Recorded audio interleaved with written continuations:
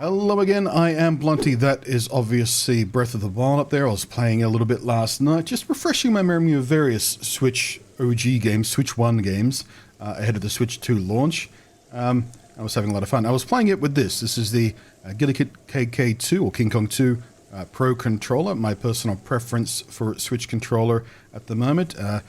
When I got this, it replaced me using the Pro controller, Nintendo's official Pro controller. In fact, I like this controller so much I bought it twice. Obviously, I had to have the Monster Hunter edition.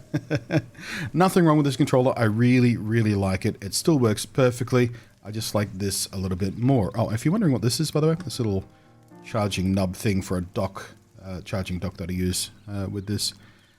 So, yeah, don't get confused by that.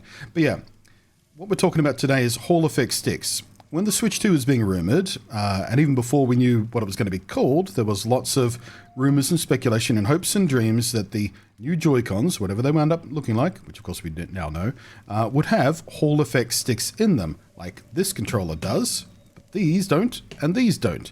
And if you're watching this video, I'm going to assume you know what Hall effect sticks are. It's quite common language in video game parlance these days. They've been around for a very long time, but it's only been in the last 5, 6, 7 years that people have really caught on to them as they become more and more common in third-party controllers. But we've actually had them around in first-party controllers for as long as far back as the Dreamcast had them. But yeah, so I'm not going to dig into why they're the preference, why people like them so much.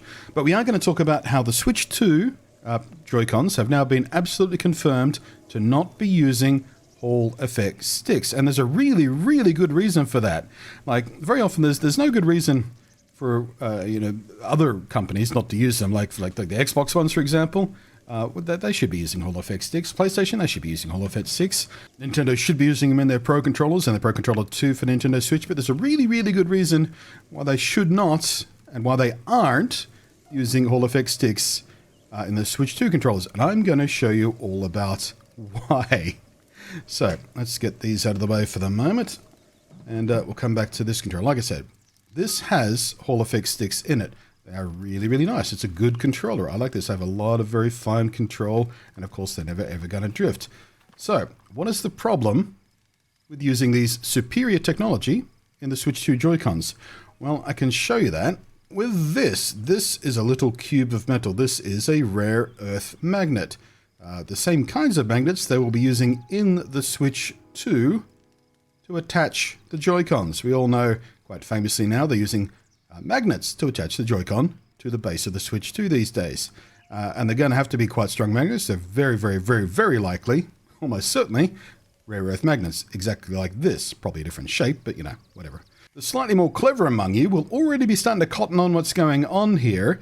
And the reason we can't use a magnet of significant strength to hold these on nice and securely with technology that uses magnets to detect fine inputs. And the reason is this. Yeah, you see that? That's the problem. If you put a magnet near a Hall effect stick, guess what happens? It thinks it's moving. So we can go underneath it here and all. Yeah, look at that. This. So yeah, that right there, that's why we're not getting Hall effect sticks on the Switch Joy-Cons. Because they attach magnetically, for crying out loud. And even though they're not going to be probably that close, the Joy-Cons are quite small, it's still going to be pretty damn close, and that is going to be close enough to potentially cause an issue. I can even show you with weaker magnets. This right here, this is a regular fridge magnet type magnet. I broke this off camera just like 5 minutes ago when I bought this too close to this, and they slammed together and instantly shattered. But yeah, it shattered this magnet. That's the big problem with these magnets. They're quite fragile. But yeah, this is not a very strong magnet. Again, this is just a fridge magnet style thing. Well, the same kind of magnet you would find in fridge magnets at least. And even that is powerful enough to cause an issue here. So it's not just that this is particularly powerful, it's because Hall effects are designed to be very, very sensitive, because the magnets they use in these are very small, relatively weak magnets. So any magnetic field anywhere near them is a potential problem. So now you understand why we can't use magnets on Hall effect sticks. Let's talk a bit more about the other controllers. Where's my Joy-Cons gone? So, the original Joy-Cons were kind of infamous for having drift issues, weren't they? Lots and lots and lots of people complained about drift issues. Here's the thing about that. Yes, it was a relatively widespread problem, relatively, but the reason you see so much whining about it online is because only the people with problems whine about it. The millions and millions and millions and millions of Switch units sold, you have to put that into context of how many people face the issue with stick drift, and how many people who face the issue with stick drift would actually go online to complain about it. Yes, it was relatively common. Yes, it was a problem. But I can tell you that none of the Joy-Con that I have ever owned have suffered that problem. These are my original ones from my launch day Switch. The Switch itself had to be replaced at some point because the battery got all puffy and spicy on me. So yeah, these are the Joy-Con from my original Switch. These still work perfectly, no drift. And these yellow ones here, I got these because I love this color. It doesn't even show up well on camera, but this, if you own the yellow ones, you know how amazingly fluorescent that color is. So I really like those. No stick drift issue on those either. The ones currently connected to the Switch that are playing the game right here, those have no problem either. But I don't use my Switch Joy-Cons that often. I very, vastly prefer playing with the Pro Controller, so that's what I normally play on. Speaking of that, this Pro Controller right here, this has thousands and thousands of hours on it. A couple of thousand just from Monster Hunter alone, never mind every other game I play on the Switch. And this has zero issues at all with stick drift. The same is true of the Pro Controller I replaced this with. Before they came out with the Monster Hunter one, I had to have it. No problem at all. Same is true with this, which is my Xbox One controller here. This does not have Hall effect sticks. I've never ever had a problem with it. I never had a problem with the one this replaced. This controller right here, this is my current Xbox controller, the Xbox One X. I've had a faceplate change on it over time, but it used to be originally, what do they call it, robot white? But yeah, I replaced the faceplate on it. It's the exact same controller that I had at launch with the Xbox One X. Not Hall effect sticks, never drifted. There's my PlayStation 1. There's my PlayStation 5. No drift stick. Drift stick? No stick drift on that either. No stick drift on my PlayStation 4 Pro or anything. Here's this. This is a couple of decades old at this point. This is the Nintendo GameCube Wavebird, my favorite classic controller of all time, and one of my favorite controllers of all time, just total. Not Hall effect sticks. And again, this has had thousands and thousands and thousands of hours of use. Still works perfectly. And I mention all of this to put into context that once upon a time, I think it was this controller? I can't quite remember. I'm too lazy to check. It doesn't really matter which controller it was, but one controller review I did.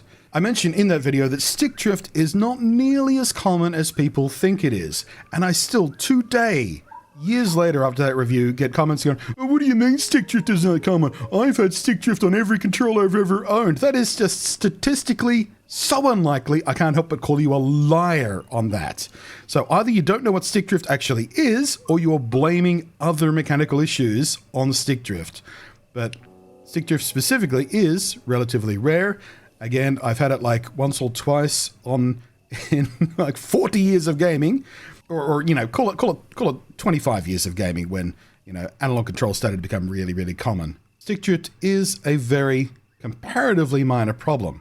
The reason you think it's a big problem is because, well, people without problems don't talk about it. Nobody makes a Reddit post saying, my controller still works fine. But if you do get stick drift, you're guaranteed that someone's going to go online and whine somewhere about it. So, Nintendo have also said about their, I've grabbed a mismatched pair there. Whoop! Nintendo have also said that their Switch 2 controllers have been redesigned from the ground up. Like, they're not just upgraded versions of this, redesigned from the bottom up.